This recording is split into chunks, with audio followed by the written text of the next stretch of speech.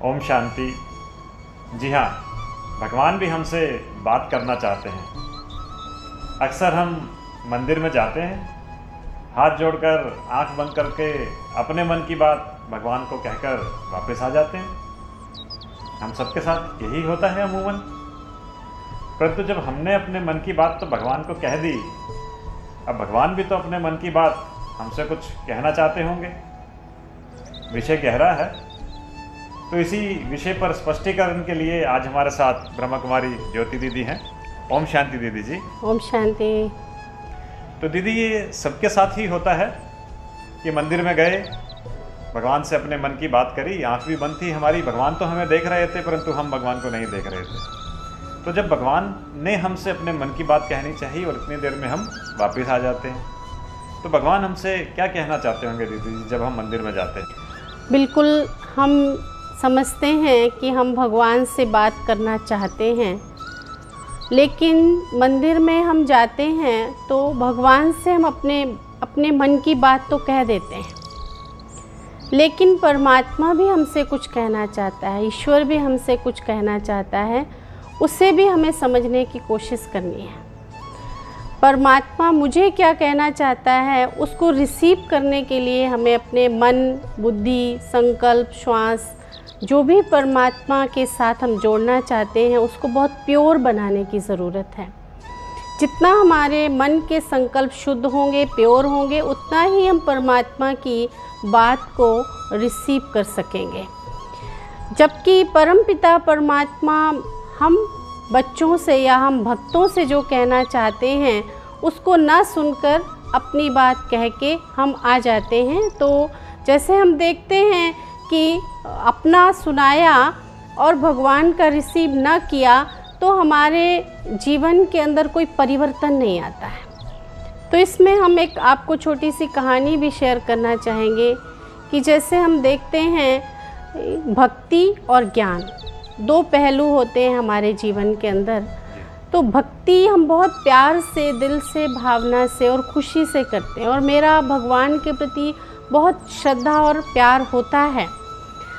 उसके बावजूद भी कहीं ना कहीं हम भक्ति करते करते ईश्वर के साथ वो संबंध नहीं स्थापित कर पाते हैं जिसमें हम परमात्मा की बात को सुनकर, समझकर प्रैक्टिकल कर सकें।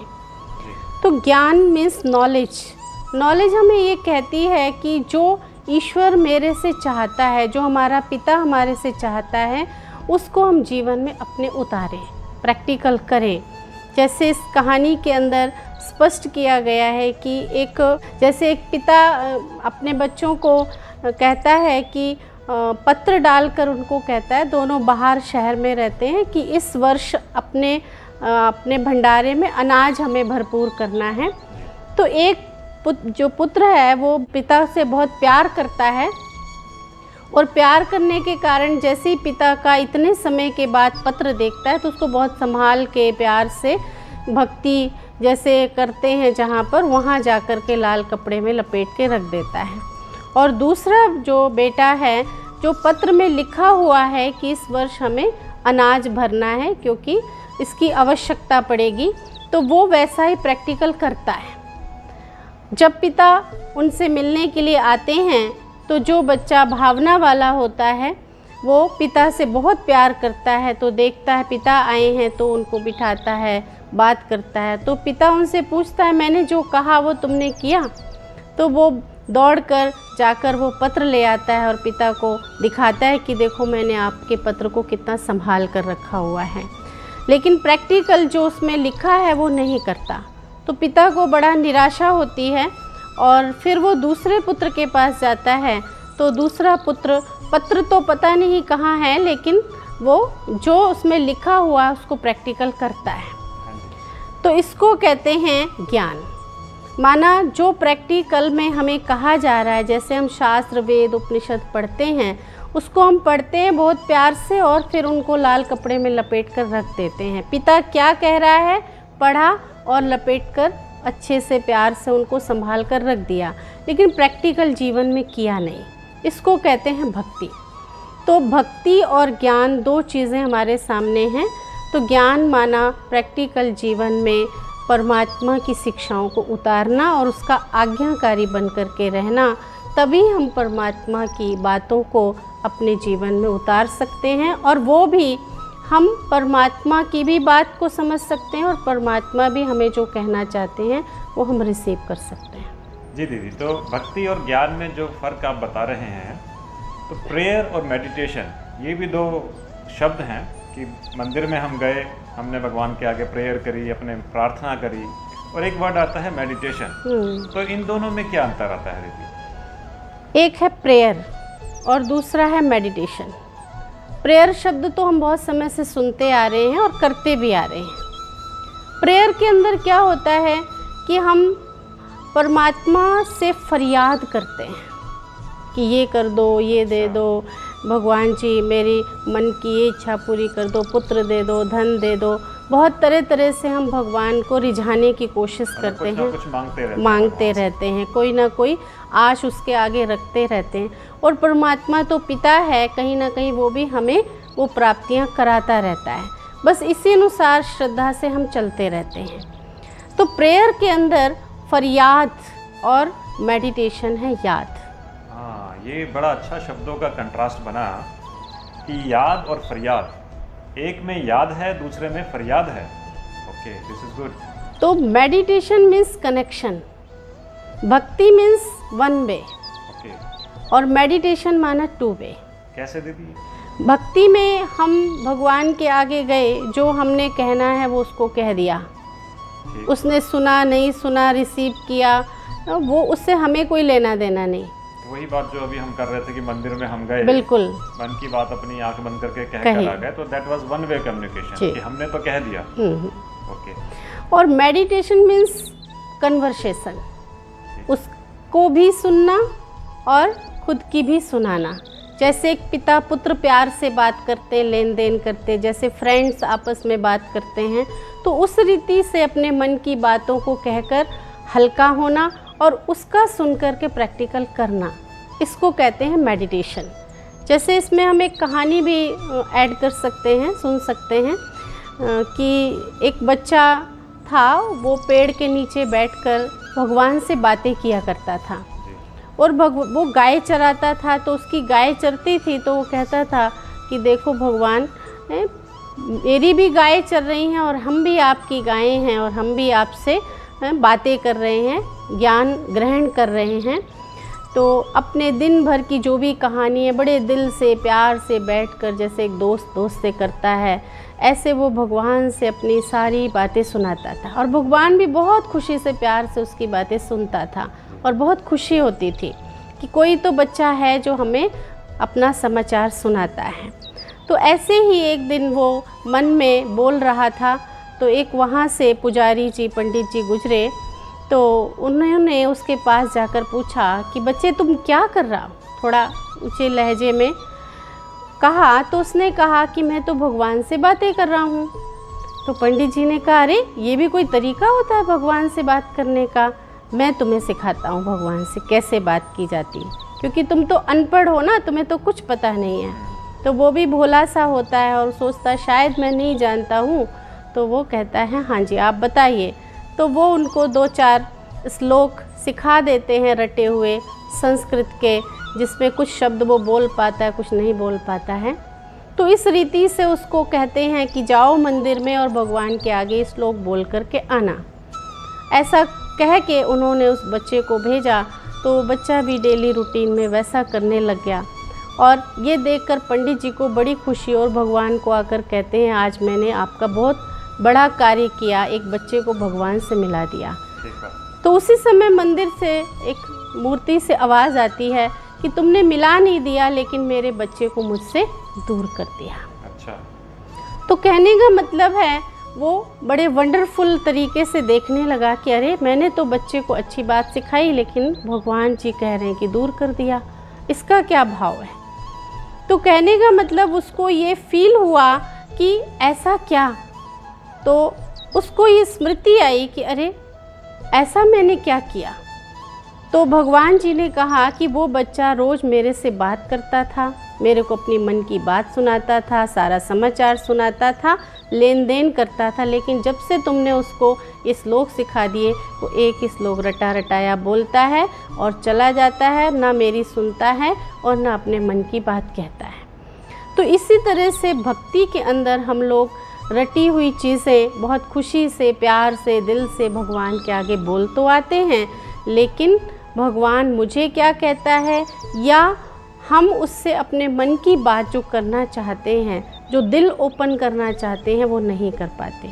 तो मेडिटेशन के अंदर हम वो सब कर सकते हैं। तो 1 वे और 2 वे का दीदी का कंसेप्ट तो क्लियर हुआ। अब हमें भगवान से बात करनी है तो फ़ोन कनेक्शन किसको मिलाएं? क्या फ़ोन नंबर है? या आजकल तो वाईफाई का ज़माना है, तो वाईफाई में क्या उनका डायलिंग नंबर है? कैसे बात करें भगवान से? बहुत सुंदर बात आपने कही कि हम दुनिया में, क्योंकि आजकल ज़माना फ़ोन का है, वाईफाई का है, कनेक्टिविटी भी बहुत ज़रूरी है गॉड के साथ, और जब चाहें तब कनेक्ट कर लें। तो परमात्मा पिता से कनेक्ट होने के लिए एक बहुत अच्छा तरीका है कि हम उन्हें भी फ़ोन मिला सकते हैं, और परमात्मा से फ़ोन मिलाने का नंबर है 001। ये क्या नंबर हुआ दीदी? 001 मीन्स हमें अपने आप को भी सोल कॉन्शियस होकर के बैठना है। आत्मा बिंदी है और परमात्मा भी ज्योति बिंदु है। ओके, तो 2 बिंदु, 10 आत्मा का, 10 परमात्मा का, और 1 मीन्स हमें एक के साथ ही कनेक्ट होना है। ओके। उस 0 के साथ ही कनेक्ट होना है। तो 00 डायल कर 1 से कनेक्ट होना मीन्स 001। ये परमात्मा से बात करने का नंबर है। जब भी आप मेडिटेशन में बैठेंगे तो खुद को भी आत्मा समझें और उस परमात्मा को भी लाइट, आत्मा, ज्योति समझें। वर्षों से भी हम सुनते आ रहे हैं परमात्मा ज्योति स्वरूप है, और एक के साथ उस लगन में मग्न हो जाएंगे तो हमारा नंबर कनेक्ट हो जाएगा। लेकिन जब हम उसके साथ कनेक्ट हों तो हम और किसी को अपने फ़ोन में ऐड ना करें। अच्छा, तो आजकल तो दीदी जैसे दुनिया भर में करोड़ों लोग भगवान को एक समय पर याद करते होंगे, तो बहुत सारी फ़ोन लाइंस भगवान के पास पहुंच रही हैं, तो किसी की लाइन एंगेज होती हो कभी, ऐसा भी हो सकता है? परमात्मा के साथ कभी भी हमारा फ़ोन एंगेज नहीं होता। ओके, उनकी लाइन हमेशा बिल्कुल अवेलेबल है, और उनका कभी भी नेट फेल नहीं होता। बैंडविड्थ उनकी स्ट्रॉन्ग है। बिल्कुल, क्योंकि दुनिया में भी हम साइंस से देखते हैं कि जितना ज़्यादा स्ट्रॉन्ग नेट होता है उतना हम ज़्यादा वर्क कर सकते हैं। इसी तरह परमात्मा जो है वो सबसे पावरफुल चीज़ है। परमात्मा को कहते हैं सर्वशक्तिवान, तो उसका नेट कभी फेल नहीं होता। लेकिन कंडीशन यही है कि जब उससे कनेक्ट हो तो किसी और से कनेक्ट ना हो। आजकल चूँकि टेक्नोलॉजी का ज़माना है, एक साथ हम कॉन्फ्रेंस कॉल पे कई लोगों से बात कर सकते हैं, तो ये ध्यान रखने वाली बात है कि परमात्मा से जब बात करें तो वो कॉन्फ्रेंस कॉल वाला कंसेप्ट वहाँ लागू नहीं होता, क्योंकि गॉड के साथ हम जितना ही एकांत प्रिय और अकेले होकर के कनेक्टिविटी करेंगे, मल्टीपल कनेक्शन नहीं करें उसके साथ, क्योंकि वो कहीं ना कहीं हमारी रिसीविंग पावर को, कैचिंग पावर को कट कर देता है। बड़ा अच्छा मुझे ध्यान आ रहा है दीदी, किसी ने कहा कि लोगों से बात करने के लिए तो फ़ोन की ज़रूरत पड़ती है, प्रभु से बात करने के लिए मौन की ज़रूरत पड़ती है। बिल्कुल, बहुत सुंदर। फ़ोन पर बात करने के लिए बिल देना पड़ता है और प्रभु से बात करने के लिए दिल देना पड़ता है। तो वही बात आपकी कि जब भगवान को फ़ोन लगाएं तो कॉन्फ्रेंस कॉल ना करें, सिर्फ उन्हीं से अपना कनेक्शन जोड़ें, दिल से दिल की मुलाकात करें। हाँ, जितना हम प्लेन बुद्धि रहेंगे, क्लियर रहेंगे, उतना ही हम परमात्मा से ईज़िली कनेक्ट होंगे। और प्लानिंग करते रहेंगे तो कनेक्टिविटी करने में बहुत प्रॉब्लम होती है, माना हम उससे कहीं ना कहीं डिस्टेंस हो जाता है। तो मीन्स जब हम मेडिटेशन में बैठें और परमात्मा से अपनी बुद्धि की फ़ोन की लाइन एंगेज करें तो हम प्लेन बुद्धि होकर प्लानिंग बुद्धि ना बने, क्योंकि प्लानिंग बुद्धि वाला उलझा रहता है और प्लेन बुद्धि वाला सुलझा रहता है। अक्सर कर ऐसा होता है कि लोग प्लान ज़्यादा करते हैं और उसको प्रैक्टिकल करने में कहीं ना कहीं वो पीछे रह जाते हैं। तो इसलिए जो भी हम प्लान करें उसको प्रैक्टिकल करने के लिए अपनी बुद्धि को प्लेन रखें। ठीक है, अब हमने तो फ़ोन की कनेक्शन मिला ली, अब परमात्मा से जब सिग्नल्स हमारे पास आ रहे हैं तो उसको कैच करने के लिए एक मुझे स्टोरी याद आती है कि एक बार एक व्यक्ति पहाड़ी पर चढ़ रहा होता है और उसका लक्ष्य होता है कि आज के दिन में मुझे इस पहाड़ी की चोटी पर पहुंचना ही है। चढ़ता जाता है, अंधेरा हो जाता है, शाम ढल जाती है तो, लेकिन वो हार नहीं मानता, चढ़ता जाता है। अंधेरे में भी वो पहाड़ी की चोटी को लक्ष्य प्राप्त करने के लिए चढ़ता जाता है। अब अंधेरे में पैर फिसलता है और गिर जाता है। गिरते गिरते गिरते गिरते पहाड़ी से बहुत नीचे आके गिरता है। उसके मन में संकल्प आता है कि आज तो मैं बचूंगा नहीं, हे परमात्मा मुझे बचाओ। और जैसे ही मन में संकल्प आता है, उसके हाथ में एक पेड़ की टहनी आ जाती है, उसे पकड़ लेता है वो और ज़ोर से फरियाद करता है, हे परमात्मा मुझे बचाओ। एक आवाज़ गूंजती है रात के अंधेरे में, जंगल में, पहाड़ी का सुनसान इलाका, आवाज़ गूंजती है, आप मुझसे क्या चाहते हो? तो आप मुझे बचा लो। तो भगवान की फिर से आवाज़ गूंजती है, क्या आपको पूरा विश्वास है कि मैं आपको बचा पाऊंगा? तो व्यक्ति कहता है, हाँ मुझे पूर्ण विश्वास है, आप मुझे बचा पाएंगे, आप भगवान हैं, सर्वशक्तिवान। तो फिर आवाज़ गूंजती है, तो ये टहनी जिसे आपने पकड़ रखा है इसे छोड़ दो। अब वो सिग्नल वाली बात आ जाती है कि भगवान का सिग्नल है या मेरा अपना मन का सिग्नल है, कैसे वो क्लियर हुआ? व्यक्ति कंफ्यूज हो जाता है। वो सोचता है मुझे पता नहीं ये मेरे मन का भ्रम है या जंगल में आकाशवाणी कैसी हो रही है। वो सोचता है कि मुझे टहनी नहीं छोड़नी चाहिए, इतनी ऊंचाई से मैं गिरा हूँ, बड़ी मुश्किल से टहनी मेरे हाथ में आई है, अब पता नहीं कितनी ऊंचाई तक और गिरूंगा तो आज नहीं बचूंगा। वो कस के और टहनी को पकड़ लेता है। सर्दियों का मौसम होता है दीदी, रात का समय है, कोई देखने वाला नहीं, सुनने वाला नहीं, तो व्यक्ति रात भर उस टहनी को पकड़े पकड़े सो जाता है और ठंड के मारे करता है और तो सुबह वो मृत पाया जाता है। गांव वाले जब आकर देखते हैं तो पेड़ ज़मीन से लगभग कुछ 10-1 फुट ऊपर वो पेड़ की टहनी होती है जिस पे वो मृत पाया जाता है। तो यदि वो रिसीव कर लेता परमात्मा के वो वाइब्रेशंस, वो संकल्प या वो नेटवर्क उस तक पहुंच पाता, तो 10 फीट ही तो ऊपर था ज़मीन से, उस टहनी को छोड़ता और वो बच जाता। बिल्कुल। तो दीदी कैसे हम ये माने कि ये भगवान हमें कह रहे हैं, ये हमारे अपने मन की बात है, ये क्या होती है दीदी, कैसे इसको स्पष्ट करें? इसमें कुछ चीज़ें ऐसी होती हैं, जैसे कि हम देखते हैं 3 बातें होती हैं जिसमें, एक है मनमत जी, एक है श्रीमत जी, और एक है परमत। ओके। तो मनमत माना खुद की मत। जी, जैसे हम प्रैक्टिकल जीवन में देखते हैं कि आज मेरे मन में जो भी आया, हम अच्छा है बुरा है, उसकी रिज़ल्ट क्या होगी, पॉजिटिव है नेगेटिव, कुछ नहीं सोचते, बस मन में आया मुझे करना है, हाँ जी, जिसको मनमानी भी कहते हैं। और हम लोग घर में भी देखते हैं कि माँ बाप भी बच्चों को मनमानी करने के लिए रोकते हैं, क्योंकि उनको उतनी समझ नहीं होती है। हाँ जी, इसी तरह से अध्यात्म के मार्ग में हम जब अपनी मत चलाते हैं तो कहीं ना कहीं हमें दुख का सामना भी करना पड़ता है, हर्ट भी होते हैं, खुद भी दूसरों को भी करते हैं। और उससे जब मनमत पर हम चलते हैं तो कहीं ना कहीं पश्चाताप भी होता है। ठीक, दूसरा है श्रीमत, ओके। परम पिता परमात्मा की मत, अर्थात श्रेष्ठ मत। श्रीमत मीन्स परमात्मा की मत। परमात्मा की मत, श्रेष्ठ मत। और परमात्मा की मत पर जब हम चलते हैं तो जीवन रूपी हमारे इस यात्रा में लाइन बिल्कुल क्लियर होती है। वो जैसा कहता जा रहा है और हम करते जा रहे हैं, तो कहीं डाउटफुल नहीं है, कहीं ये नहीं है कि पता नहीं अच्छा होगा या गलत होगा। माना हम उस पर संपूर्ण समर्पण होकर के उसकी मत पर चलते हैं, और जब हम उसकी मत पर चलते हैं तो उसकी रिज़ल्ट होती है खुशी, प्राप्ति, और दूसरों को भी हम देने की भावना उसमें रखते हैं और दूसरे भी हमसे प्राप्ति महसूस करते हैं। और इस श्रीमत पर चलने से हमारे मन में कभी भी पश्चाताप नहीं होता, थॉट नहीं चलते। ये अंदर संकल्प आता है कि सफलता मेरा जन्म सिद्ध अधिकार है, सफलता हुई पड़ी है, और बिल्कुल निश्चिंत होकर के हम आगे बढ़ते हैं। जैसे एक बच्चा अपने पिता के साथ होता है तो उसे किसी का भी डर नहीं होता दुनिया में, उसको पता है कि मेरा पिता मेरे साथ है। उसी तरह से श्रीमत हमारे जीवन में काम करती है कि परमात्मा अगर मेरे साथ है और हम उसकी मत पर चल रहे हैं तो ये कार्य हुआ ही पड़ा है। और तीसरी होती है परमत।